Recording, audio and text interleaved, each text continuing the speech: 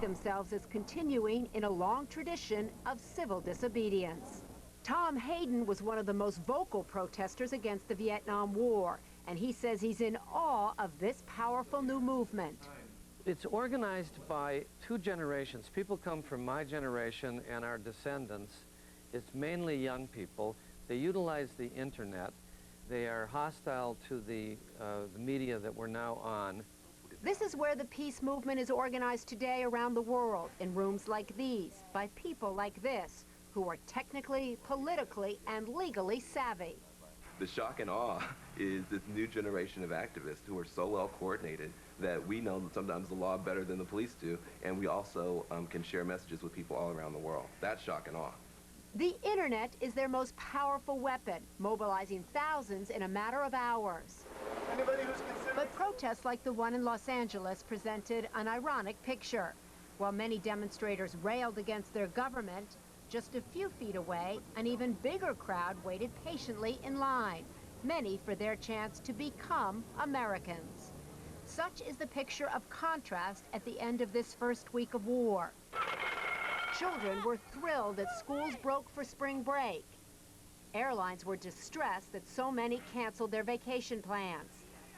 In Texas, yellow ribbons went up in support of the troops, who were battling everything from enemy fire to sandstorms. Holy cow. While in the Rocky Mountains, people battled a record-breaking spring snowstorm. In Washington, the government said the war was going well. He and his regime are finished. While in San Diego, military families braced for the first war dead to come home. So as Americans from all walks of life with different political opinions prepare for their weekends, these students in Pennsylvania, all children of servicemen and women, today played in their state championship basketball game. Their aim is not shock and awe, only to make their parents, far, far away, very, very proud. P.S. They won. Even though tensions and emotions are running high, most people we spoke with did not want to attack each other's patriotism. They say that acceptance and tolerance of each other's opinions will be even more critical as this war escalates. Thanks, Maria. Just before he headed to Camp David for the weekend, President Bush, like many Americans, was watching the unprecedented coverage on television. His spokesman, Ari Fleischer, insisted, however, that President Bush did not have to see the extraordinary events on TV to understand what it means to authorize force. Back to you, Tom. Thanks, Joan. NBC's Kelly O'Donnell is in Qatar, where Tommy Franks, the general in charge of all of this, is running the war from the U.S. Central Military Command. What's the report out of there today on the progress of the war so far, Kelly? Good evening, Tom. Senior CENTCOM officials tell me that the air war is so far going as expected, and they say that the first real sign of assessment will come when daylight returns here not long from now, when they can get their first visual assessment of what has happened. They also point out to me that although the skies above Baghdad have been lighting up all night, there are other operations that they point to as being quite crucial. Let me tick off a couple of those for you. They say that it is crucial to point out that coalition forces have taken control of two of the airfields, large airfields, which they say wipes out Iraq's ability to launch missiles toward the west, toward Israel. They also tell me on the subject of oil fields, a senior official says that coalition forces have been able to limit to simply 9 oil fields fires and damage there. They say that some of those oil fields have already burned out, and crews will be coming in with specialized knowledge on how to handle that. They see that as being key. The other key point they point out to me, they stress that the seizure of 3 tugboats containing explosives, weapons, and more than 130 mines is crucial. They consider those very positive signs tonight. Tom? Kelly, what do they expect in the next 24 hours or so, or are they saying? Well, I spoke to one person who works inside that highly secure JOC, the Joint Operations Center. His perspective was this. There is less of what he says is an assessment of what has already happened, and he's observing more driving forward this operation. One key component will be Basra, the second largest city. There is some feeling that it can be taken tomorrow or perhaps bypassed if there's any resistance there. Either way, that's described as quite key. The other thing we'll be learning tomorrow is on the information flow. We expect that in the morning East Coast time, there will be the first official briefing from here, the first chance to see General Tommy Franks address the nation and the world about the missions he is commanding. Tom? Thanks very much, NBC's Kelly O'Donnell tonight in Doha, Qatar. The question remains, of course, the intriguing question, what has happened to Saddam Hussein? Is he alive? Has he been wounded? Let's go to NBC's Andrea Mitchell at the State Department. Andrea? Tom, that question is still unresolved. The best information that our intelligence agencies are getting is that he was probably wounded. As you know, they hit that family compound 2 days ago with an extraordinary amount of munitions, and it is very unlikely that he could have gotten out without some sort of injury. The other thing is the telltale signs that there have not been reports that he has been seen. He has not been seen addressing troops or going to meetings. The video that was on Iraqi television today was very clearly old stock footage, according to CIA analysts. So by all accounts, he probably was injured. There were, in fact, some eyewitness reports that he was seen being taken out on a stretcher, but no one in the U.S. government has been able to confirm that. They just don't have the proof. Tom? Andrea Mitchell tonight at the State Department. Thanks very much. The Baghdad bombings have become the deadly showpiece of the Allied military campaign so far. We've asked NBC's Dennis Murphy to look back on how this devastating day of war took effect. Blowing apart the prized presidential compound of Saddam Hussein. Again, another, just disintegrating. Bigger than the Gulf War, Tom, the first Gulf War, much bigger, these explosions. This is shock and awe, Tom, for the population of Baghdad. Shock and awe, indeed. Shock and awe. The words turned out to be hardly a boast. More than 300 cruise missiles slamming into precise targets. 2,000-pound bombs dropped from stealth warplanes, billowing mushroom clouds of orange fire. The remains of Saddam's palaces and ministries pinwheeling into the sky. It looked for 30 minutes like the end of the world. Right in front of us, at least 10 major buildings destroyed, Tom. And describing the destruction of the brick and marble of the Iraqi regime, Saddam's White House, his capital, his Pentagon, his party headquarters, was journalist Peter Arnett, who famously witnessed the bombing of Baghdad in the first Gulf War, and is now there reporting for National Geographic Explorer and NBC News. One building after another going down, Tom.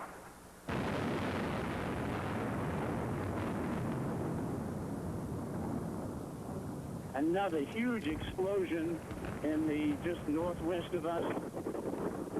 Huge sounds. They're taking out whole buildings with these cruise missiles. Whole buildings.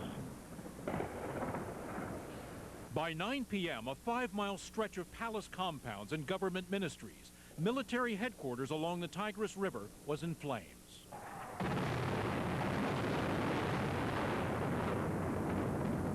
This building, the modern Council of Ministers, towered over the city as a symbol of Saddamism. This used to be the Iraqi president's cherished palace, a kind of Versailles, off limits to all but the most elite of his party. This was that compound as it looked this evening.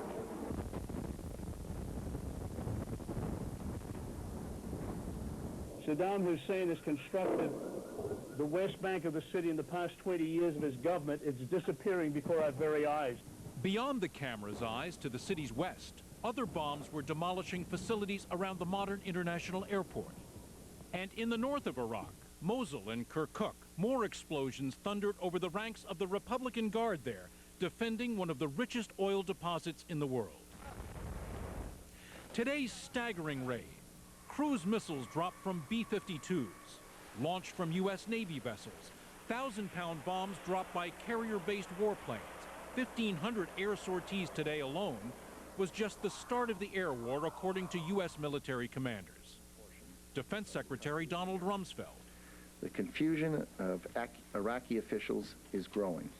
Their ability to see what is happening on the battlefield, to communicate with their forces, and to control their country is slipping away.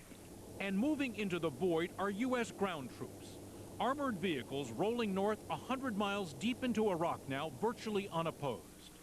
Conscript Iraqi troops are surrendering, and coalition forces are now in control of the major oil fields in the south. A U.S. Marine was shot and killed while securing one of those fields yesterday. And today, a second Marine died in fighting to take Iraq's principal port city. 4 Marines were killed in the crash of this helicopter yesterday in Kuwait, including Sergeant Kendall Waters Bay of Baltimore. His father spoke today directly to the president.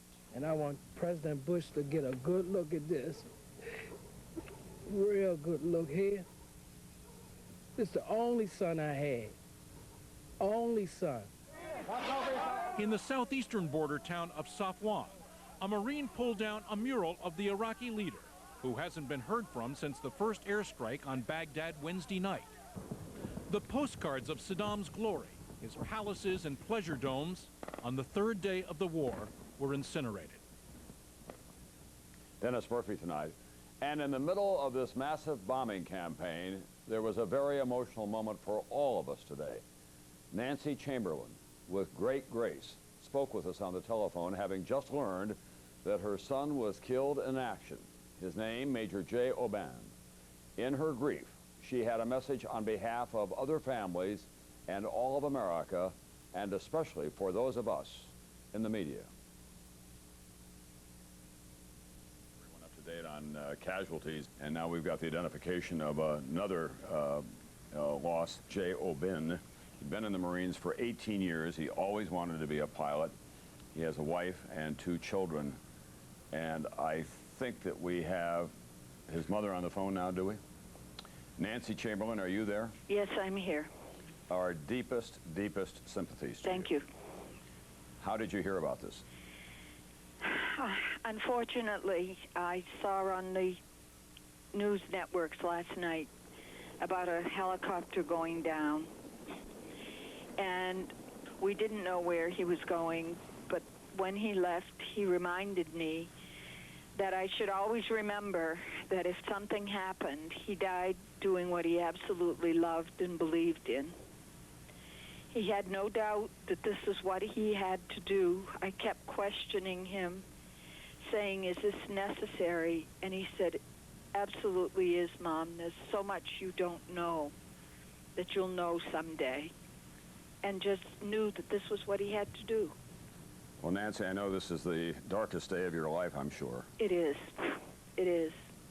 And I just want you to know on behalf of all of us here at NBC, and I think that in fact, I know I speak on behalf of the country. Yeah. When I tell you that our deepest sympathies are with you, and we are so grateful for the service of your son. Thank you. Mr. Brokaw, may I make a point? Sure. Quickly.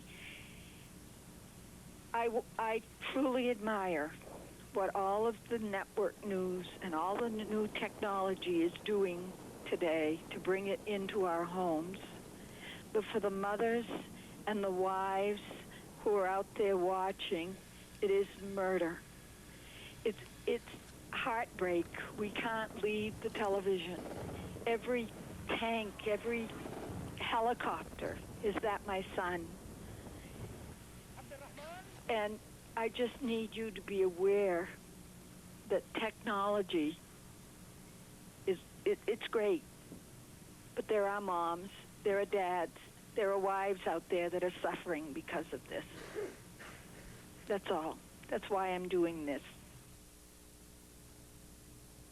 To Nancy Chamberlain and all the other families out there, message received.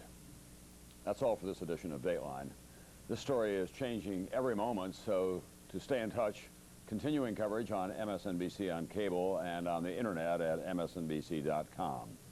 We'll be back here on the air anytime anything new develops. I'm Tom Brokaw for Stone Phillips and all of us at NBC News. Good night.